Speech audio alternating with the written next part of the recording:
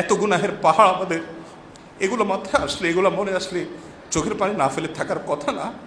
আমরা আল্লাহর কাছে আল্লাহর ভয়ে রমাদান মাসের মতো অফার পাওয়ার পরেও চোখের পানি ফেলে আল্লাহর কাছে কাঁদার সুযোগ হয় না। এর সবচেয়ে বড় কারণ হলো আমরা আমাদের নিজেদের অবস্থান সম্পর্কে ওয়াকিফ হাল না। রমাদানে আমাদের জীবনে দোয়া করার এক সুবর্ণ সুযোগ তৈরি হয়।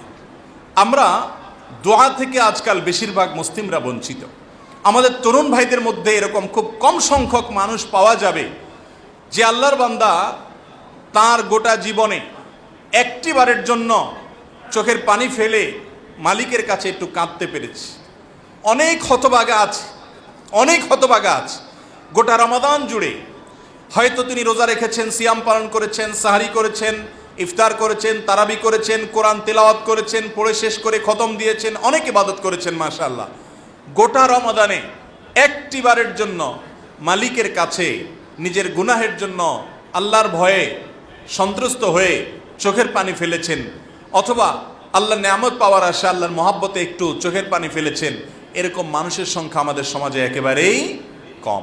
মোহতারাম হাজিরিন, রমাদান এলে আল্লাহ তাআলা অনেক মানুষকে মাফ করেন, সাধারণ ক্ষমা ঘোষণা করেন। আল্লাহর এই মাফ পাওয়ার জন্য অ্যাপ্লিকেশনটা তো করতে হবে, দরখাস্তটা তো অন্তত যথাযথ নিয়মে করতে হবে। কত মানুষ দরখাস্ত করে পায় না। আপনি দরখাস্ত করা ছাড়া কিভাবে কল্পনা করেন আপনি পেয়ে যাবেন? অতএব ভাইরা আমার, রমাদান মাসকে অর্থবহ করার জন্য দিনভর আপনাকে দোয়া করতে হবে। সালাসাতুন লা তুরাদ্দু দাওয়াতুহুম, তিন ব্যক্তির দোয়া আল্লাহ ফিরিয়ে দেন না। এর মধ্যে এক ব্যক্তি হলেন আস-সায়েম হাত্তা ইফতির, রোজাদার ব্যক্তি, সিয়াম পালন করে ব্যক্তি ইফতার রাগ পর্যন্ত দোয়া কবুল হয়।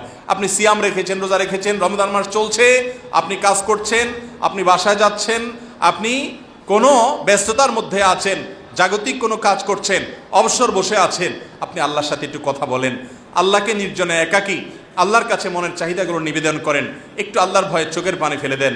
আল্লাহর ভয়ে চোখের পানি ফেলার যে স্বাদ, এই স্বাদ দুনিয়ার কোথাও নাই ভাইরা আমার। ডাকাতের ভয়ে, সন্ত্রাসীর ভয়ে, একজন খারাপ মানুষের ভয়ে যদি তটস্থ হয়ে আপনার ভয়ে চোখের পানি আসে, সেই চোখের পানি আসার ফলে মানুষের মধ্যে অস্থিরতা কাজ করে, ব্যাকুলতা কাজ করে। কিন্তু রবের ভয়ে যদি চোখের পানি ফেলা যায়, তাহলে সেক্ষেত্রে একজন মানুষের অন্তরে এক ধরনের প্রশান্তি অনুভব হয়, ফ্রেশনেস অনুভব হয়। একটু কেঁদে দেখুন, একটু আল্লাহর ভয়ে চোখের পানি ফেলার অভ্যাস করে দেখুন। অন্যান্য রমাদানগুলো যেভাবে কাটিয়েছেন বা না কাটিয়েছেন, ভাইরা আমার, বোনেরা আমার, আল্লাহর ওয়াস্তে আসন্ন রমাদানটাতে আসুন, একটু আল্লাহর কাছে বেশি বেশি করে চোখের পানি ফেলি। নিজের এত মামলার আসামি আমরা, এত পাপাচার, এত অন্যায়, এত অপরাধ, এত গুনাহের পাহাড় আমাদের, এগুলো মাথায় আসলে, এগুলো মনে আসলে চোখের পানি না ফেলে থাকার কথা না।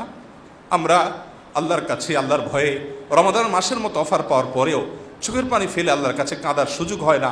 এর সবচেয়ে বড় কারণ হলো আমরা আমাদের নিজেদের অবস্থান সম্পর্কে ওয়াকিফ হাল না। আমরা জানি না যে আমরা নিজেরা কত বড় পাপিষ্ঠ, কত অপরাধ হয়ে আছে, কত মামলার আসামি হয়ে আছি। আল্লাহর কাঠগড়ায় আমার বিরুদ্ধে কত শত কত সহস্র মামলা জানে উঠবে, সেদিন কোনো রক্ষাকারী কেউ থাকবে না। দুনিয়াতে সুযোগ আছে সেই মামলাগুলোকে ডিসমিস করে যাওয়ার।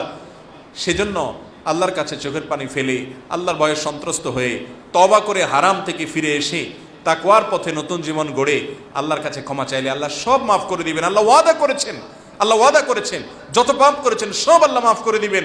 বান্দার হকগুলো বান্দার কাছ থেকে মাপ নেবেন, যথাযথ নিয়মে মাপ নেবেন, আর আল্লাহর হকগুলোর জন্য চোখের পানি ফেলে মাপ চাইবেন। ভাইরা আমার, আমি এরকম বহু মানুষকে দেখেছি, জিজ্ঞেস করেছি, কথা বলেছি, জানার চেষ্টা করেছি, যাদের বেশিরভাগ মানুষই আমাকে উত্তর দিয়েছে যে ভাই, বা বেশিরভাগ মানুষই আমাদের সমাজে এরকম যে গোটা রমজান চলে যায়, 10টা মিনিট আল্লাহর কাছে দোয়া করার সুযোগ হয় না, অথচ সিয়াম পালনকারী ব্যক্তির দোয়া কবুল হয়। হাদিসে নবী সাল্লাল্লাহু আলাইহি ওয়াসাল্লাম আগাম ঘোষণা দিয়েছেন, সুসংবাদ দিয়েছেন। অতএব আমাদের সিয়ামগুলো অর্থবহ হচ্ছে না, আমাদের রমাদান আমাদেরকে মুত্তাকি বানাচ্ছে না।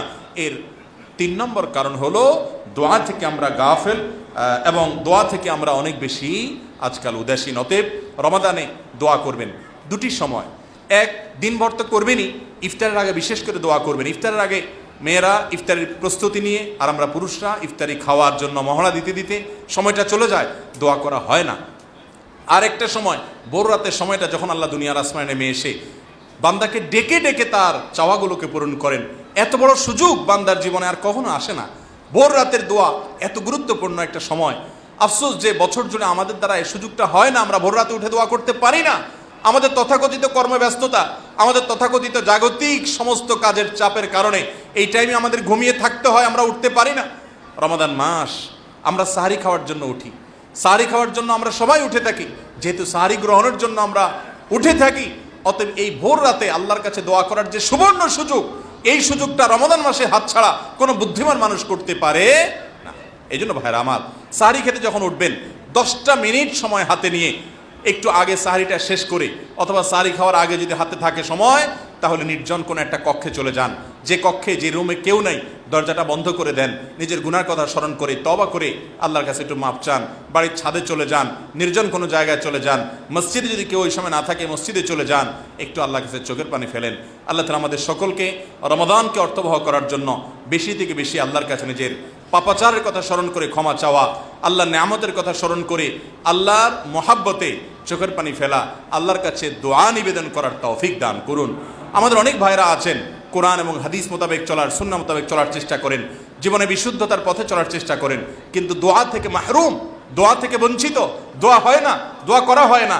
সালাতের পরে সম্মিলিত দোয়া আপনি করেন না, আপনি আজকারগুলো পড়েন, কিন্তু আপনার জীবনে একাকী দোয়া করার সুযোগ যে সময়গুলোতে হওয়া উচিত, বিশেষ করে ভোর রাতের সময়, সিয়ামরত অবস্থায় সারাদিন ভর হাত তোলা ছাড়াও করতে পারেন মনে মনে আল্লাহর কাছে দোয়া, বিনা উজুতেও করতে পারেন আল্লাহর কাছে, যদি উজু করে করাটা উত্তম।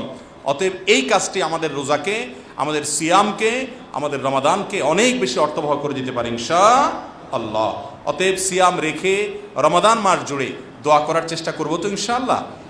নাম্বার 4,